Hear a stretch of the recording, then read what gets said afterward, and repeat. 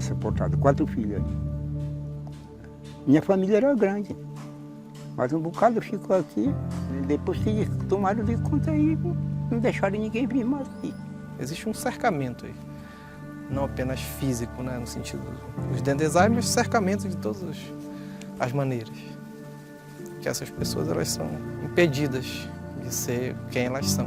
Esse direito ao acesso das pessoas que moravam aqui, que querem ver o cemitério, isso está na Constituição. O cemitério é um local sagrado.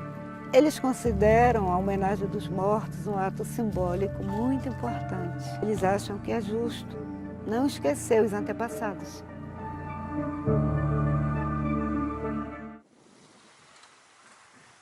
A Agropalma ela chegou na década de 80, aqui em Tailândia e no Alto Acará. O território serve como espaço de reserva legal da empresa. E todas as comunidades da beira do rio teriam que ser expropriadas, porque a reserva legal tem como base não haver pessoas. A retirada deles daqui, ela é a culminância de um processo muito violento de expropriação desses povos e comunidades tradicionais aqui do Alto Acará. Então nós estamos falando não apenas de quilombolas, mas de indígenas da etnia Tembé.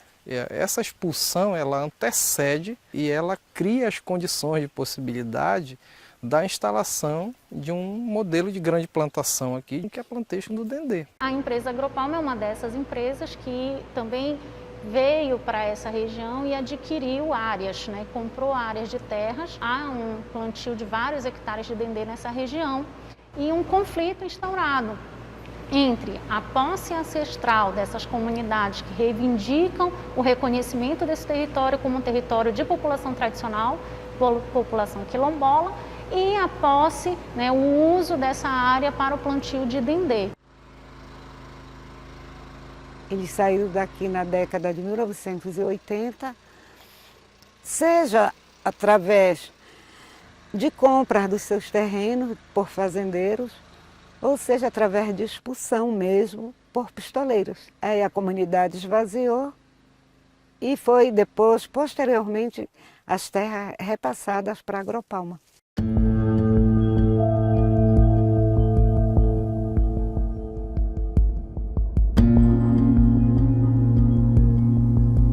O meu pai tinha uma terra bem aqui embaixo, daqui lá não 1 quilômetro. Um cidadão botou na cabeça dele de sair da área. E o cidadão chegava e disse, olha, tu vende porque não adianta tu ficar aqui que a empresa tem documento. Então tu vai sair de qualquer jeito, não é teu. Então nós vamos te dar uma gratificação e tu vai tocar a tua vida para outro canto. E assim foi com todos que aconteceu desse jeito. Como veio esse fazendeiro lá, comprou do pessoal lá tudinho que morava lá onde eu morava, enganou a gente lá, comprando a terra da gente lá baratinho. Aqui temos também, nós todos praticamente analfabetos, né? Não entendia muitas coisas. O cara vinha com uma mixaria e enganava o pessoal lá, né? Todo mundo ficava ameaçado, o pessoal ficava com medo. Uma das críticas a esse zoneamento agroecológico é justamente o fato dele obliterar por completo os povos e comunidades tradicionais. Eles se organizaram em 2015 e fundaram uma associação quilombola. E entraram com um pedido no ITERPA para tentar a titulação da terra, porque já foi provado juridicamente que a Agropalma tem essas terras, mas foram griladas. A empresa de Dendê, ela afirma que ao longo do tempo, dessas 4 décadas, ela acumulou 107 mil hectares de terras. No entanto, toda essa arquitetura documental, parte significativa dela, já foi caracterizada como fraudulenta. 2 ações civis públicas, movidas pelo Ministério Público Estadual, resultaram no cancelamento de registros imobiliários de 3 fazendas. Então, pouco mais da metade dessas terras já tiveram seus registros cancelados.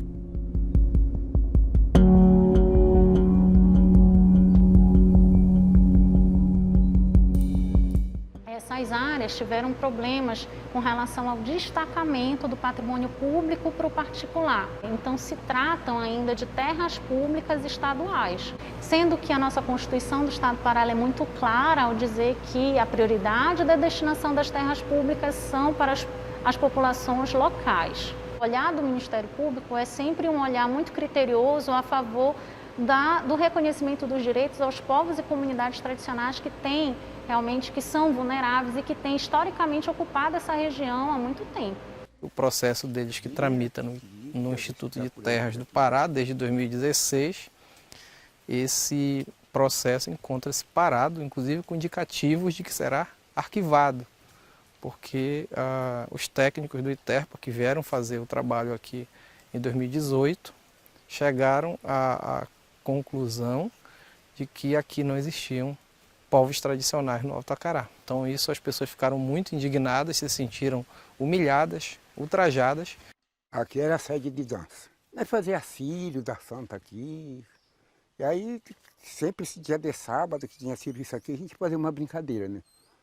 Para animar o povo. E esse chão, pus aqui que é a sede. Esse aqui é a sede. Vocês tiveram a oportunidade de conhecê-los, de vir aqui e de verificar que existe ancestralidade, que existem cemitérios tradicionais, que existem pessoas, né, que têm voz, que têm rosto, que têm história, que têm memória e, portanto, é algo assim até surreal. O Estado negar de maneira assim reiterada e deliberada esse reconhecimento.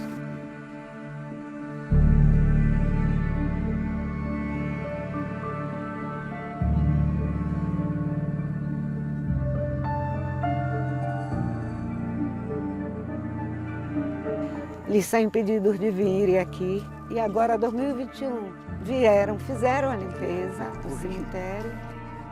Eles retornaram hoje, que é dia de finado, e estão fazendo a iluminação. O quilombola mais idoso, né, é o seu Benonias. Ele estava me falando que pelo menos há 10 anos ele não vinha. Oh, meu amigo.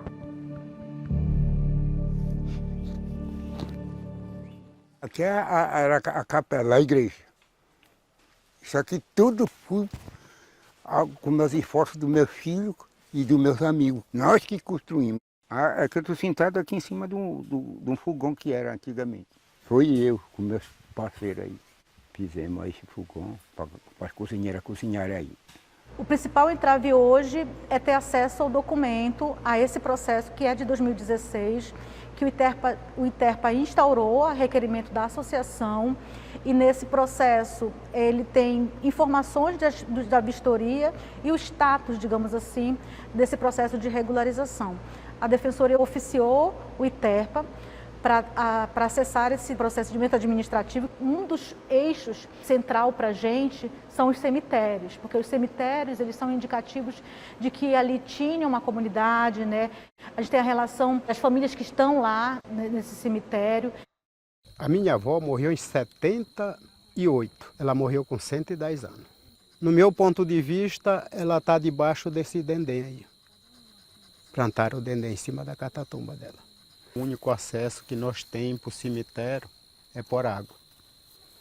Mas você viu a dificuldade que tem para a gente chegar aí. A gente sabe que a pessoa não vai voltar, mas é uma lembrança. Então, para mim, é uma tristeza muito grande.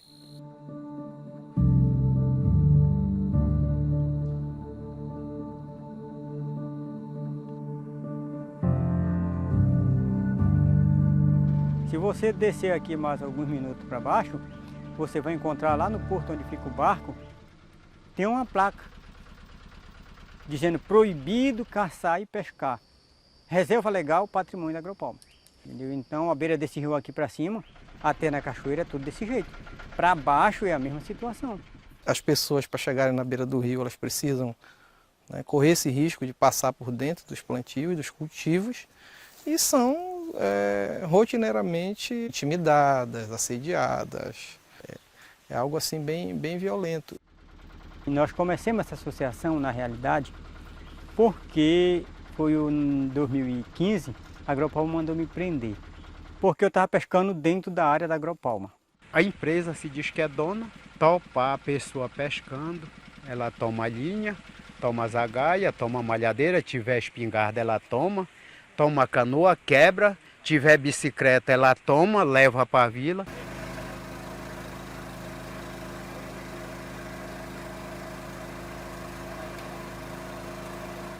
Próximo a esse cemitério da antiga vila Nossa Senhora da Batalha, aqui a montante tem uma indústria na beira do rio e eles inclusive denunciam que essa indústria ela derrama frequentemente efluentes nas águas do rio Acará. Então aqui existe também um problema seríssimo que é a questão da água. Hoje de manhã acordamos na Vila Palmares com o odor da tibórnia, que é uma parte dos efluentes que eles derramam no Dendezal, né? A pretexto de que vai servir como uma forma de fertilizar essas plantas. É Grupo Agropalma aí, olha, aqui em frente de todas as casas aqui, olha, que estão fazendo aí, olha. Aí mina de criança, mina de moradores, aí eles batendo aí, isso aí chama-se o veneno vindo tudo para dentro das casas. Eles jogam pro campo aquilo, no pé do dendê. Aí cai no campo todinho aí escorre por igarapé.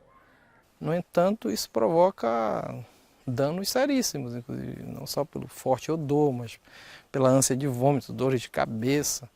O Evandro Chagas já esteve em outro momento, inclusive identificou que as águas subterrâneas da Vila Palmares são impróprias para consumo humano. Está contaminada por conta do uso intensivo de veneno nos dendezais.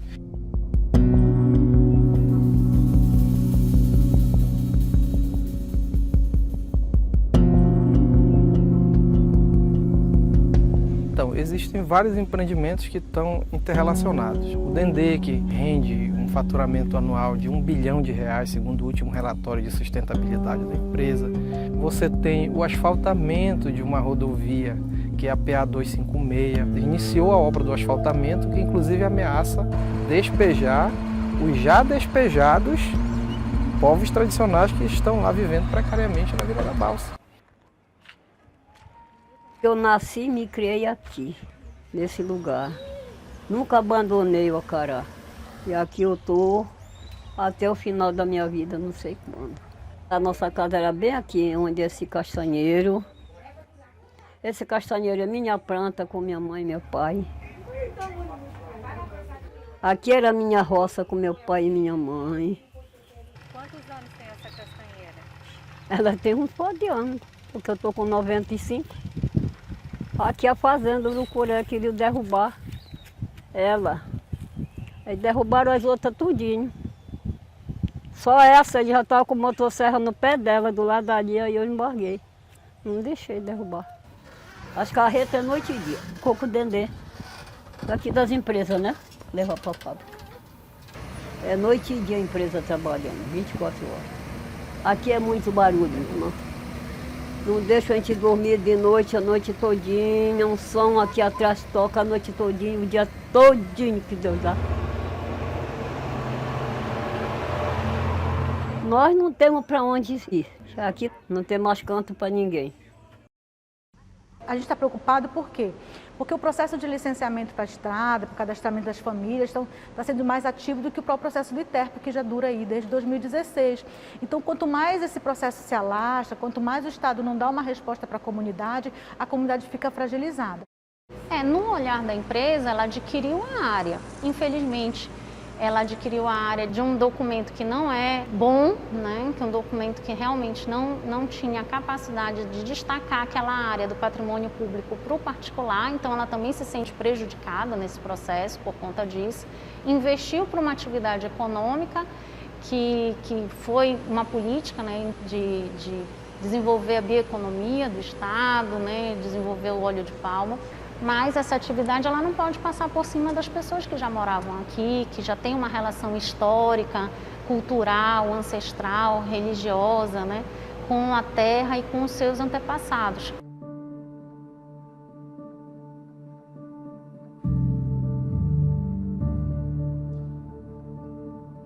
junto ao ITERPA, cabe fazer a devida destinação, levando em consideração as prioridades da regularização fundiária.